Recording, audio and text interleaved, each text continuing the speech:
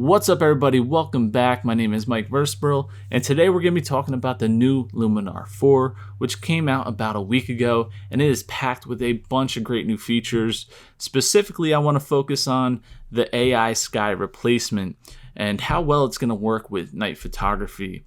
Now, the AI sky replacement basically changes the whole mood of the image with just one click and replaces the sky for you, so you don't have to do any complicated masking. Now, after I did a few tests, there are some limitations. It does struggle if there's not enough contrast between the sky and the foreground. So I'm going to go over that with you guys today so you could see how to kind of overcome this issue, especially when you're shooting night images. Now, before I get into the Milky Way photos, I just want to show you guys a daytime picture so you can see how well the AI sky replacement works. Now, this is a picture of North Lighthouse on Block Island, and we're going to start off by clicking this creative button right here, and then going to the AI sky replacement drop down menu and go to sky selection.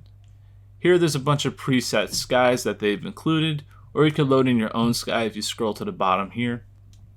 So I'm just going to cycle through some of their pictures for this video. So let's start off with Blue Sky 3. And just like that, we have a masked out foreground, and they changed the sky for me with one click of a button. It's pretty crazy how fast and easy that is. So let me zoom in, see how well it did.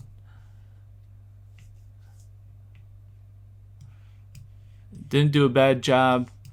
It's a little weird around the peak of this lighthouse. Let me go into advanced settings, see if I can improve that a little bit.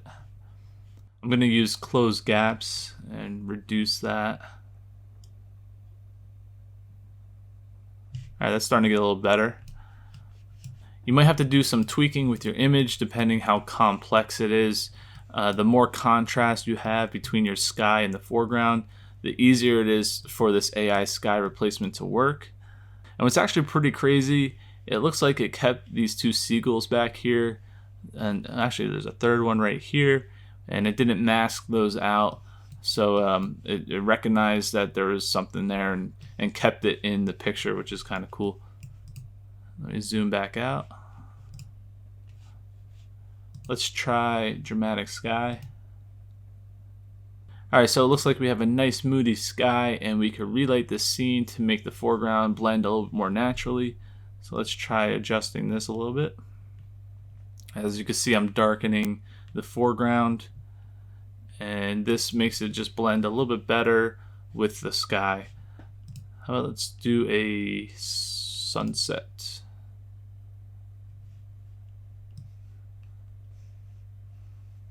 So obviously play around with the sliders, see what works the best. It's also changing the color of the foreground as well to match the orange that you're getting from the sunset. And under advanced, you could do some more adjustments to sky exposure and temperature. So let's try making it a little bit warmer, and it affects the whole image to make it all blend naturally. So it's a really neat tool to have in your bag of tricks, you know, when editing your pictures, but it does have some limitations I noticed. Let me show you guys a different picture. So here's a picture of Horseshoe Bend in Arizona during a sunset, and as you can see, we have some darker clouds here in the sky and then a vibrant sunset along the horizon. So I selected this photo because I figured it would make the AI sky replacement struggle a little bit more, and I want to see how well it could handle this. So let's try and change the sunset. And just like I suspected, it wasn't able to remove these dark clouds. No matter what adjustments I did here, they still remained, and I also couldn't get it to blend any better along the horizon here. So a workaround that I figured out was to just paint the sky blue. So here's a copy of that photo with a blue sky painted in. It only took me a minute in Photoshop. I could obviously paint this a lot better, but I just grabbed a brush and kind of went over it really quickly just to kind of see if this would work. So let's try and change it to a sunset now. Bam! So if you're struggling with a sky, try painting it blue or a lighter color just to have enough contrast between the foreground and the sky, and also to remove any like dark objects that might be in the sky, preventing the AI sky replacement from working properly. And now let's jump into some Milky Way shots. Alright, so I have several different Milky Way photos to go over to help you guys out depending what scenario you might encounter. Now the first one is one of my favorite techniques, which is taking a long exposure of my foreground during astronomical twilight. This allows me to light up the foreground with the ambient light at a lower ISO so I get a nice clean image. And then I take a long exposure of the sky using a star tracker and I blend those two images together. So let's go back to my foreground layer. This is at Valley of Fire, and I want to go to Sky Selection. Then we're going to go to Load Custom Sky Image and grab my Valley of Fire Milky Way shot. As you can see, it's not in the right position, so I have to adjust that by moving the horizon position. That looks pretty good right there. And we have this bluish halo around the edges of these rocks, so I want to get rid of that by using Relight Scene, which is going to darken my foreground but also make everything blend a little bit more naturally. So that actually worked out really well. It removed a lot of that blue halo, and I could always brighten up this foreground later with some dodging, or I could up the shadows and not have to worry about the blue coming back into the photo. Let me just jump to another photo right here. Again, this is a photo taken during astronomical twilight. Here's the Milky Way right here. And let me grab a different sky. So go to Load Custom Sky Image. And I'll pick my Oregon sky.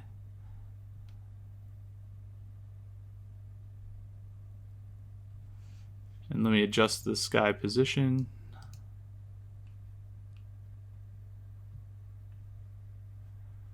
And Relight Scene. Now as you can see, the stars here were very bright, so it didn't remove all of them when it masked out the sky. So a way to fix that is to use close gaps, and we're going to reduce that.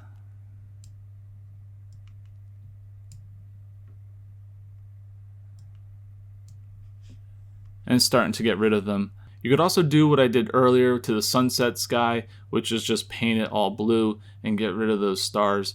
And that way you don't have to worry about blending them when it comes to the AI sky replacement. Let's jump to another photo. This is at Block Island again, and the Milky Way is on the left outside of the frame, but eventually drifts over the lighthouse. But you can see it's true night, and let's see what happens when we try and change the sky out.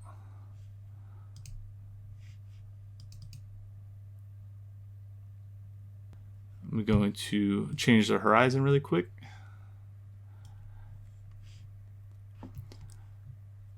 So as you can see, there's limitations. It's struggling to blend the Milky Way with a sky full of stars already. You really have to have a nice clean sky for this AI to work. So here's a shot of Block Island where I did a really long exposure and I did a stack mode of median, and it removed these star trails. And now let's try using that same sky on this shot.